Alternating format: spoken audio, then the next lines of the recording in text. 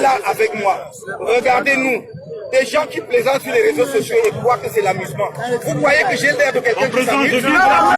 Il faut que les Camerounais me suivent clairement. Moi, je ne sais pas, s'il vous plaît, je ne sais pas mâcher mes mots. Au soir du 23, non, du 21, avant que je ne parte à Afrique Média, nous avons tenu une réunion au siège du MRC à Odia. Nous étions 38. À cette réunion, on a donné la parole à tout le monde. Quand on m'a donné la parole, j'ai fait des propositions. La première proposition que j'ai faite était que, au sortir de cette réunion, avant même que Biya ne parte prêter serment, je veux dire avant que le Conseil constitutionnel ne rende sa décision, non, c'était la veille du serment de M. Biya. M. Kamto doit nous nommer un gouvernement. Il n'a pas fait. S'il vous plaît. M. Kamto doit nommer les ambassadeurs. Mais M. Kamto doit aussi nommer des civils paramilitaires en Occident. Ces civils paramilitaires, je pensais à Temta, je pensais à tel, je pensais à tel. Qui devait, s'il vous plaît, qui devait avoir la mission d'aller nous sortir les ambassadeurs sous ma coordination de leur bureau, les ambassadeurs de M. Biya. Il est important que je le dise. Nous étions 38. 37 ont voté cette proposition. 37 ont voté cette proposition. Et lorsqu'on devait partir de là, il était question, M. Nzonga était là, tout le monde était là, il était question que chacun de nous ne rentre plus chez lui.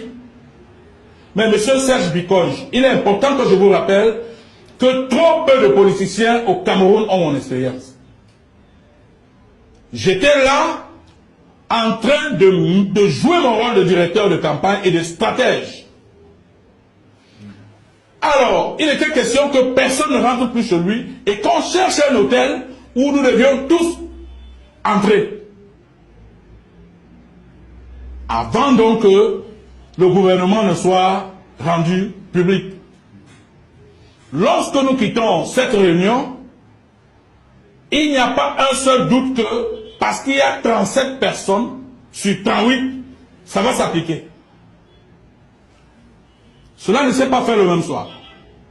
Ça ne s'est pas fait le lendemain. Ça ne s'est pas fait 2 jours plus tard. C'est au 4e jour que Penda m'appelle pour me dire que Fogué et moi, nous devons nous retrouver pour le plan de résistance. Et qu'est-ce que vous lui avez dit? Je lui ai dit, je ne souscris pas à un plan de résistance. Parce que nous sommes habitués à voir ce genre de choses qui meurent d'elles-mêmes. Quand vous, dans un plan de résistance, vous demandez de se lever un matin et de prendre des casseroles et frapper des casseroles, vous croyez que c'est ça qui fait partie, M. Biya? Moi, je fais pas. Vous ne pouvez pas déraciner un régime qui a 36 ans au pouvoir en allant cogner les mamies au bord de la route ou devant les églises. Vous ne pouvez pas. Par contre, si M.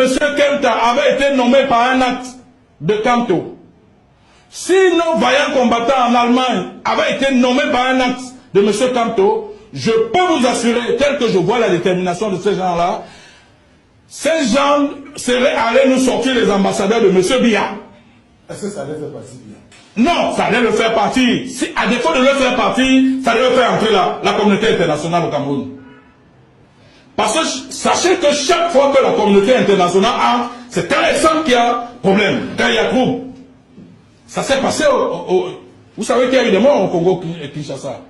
Je ne dis pas qu'il fallait des morts ici, mais je dis que si nous avions réussi à déloger 5 ambassadeurs en Occident, je vous assure que les choses ne seraient plus les mêmes au Cameroun. Aujourd'hui.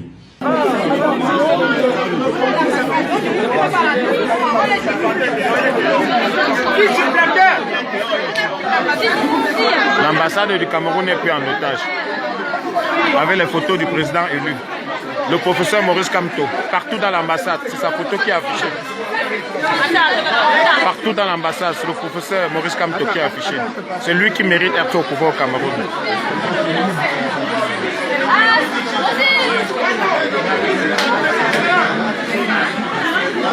Nous sommes à l'intérieur de l'ambassade.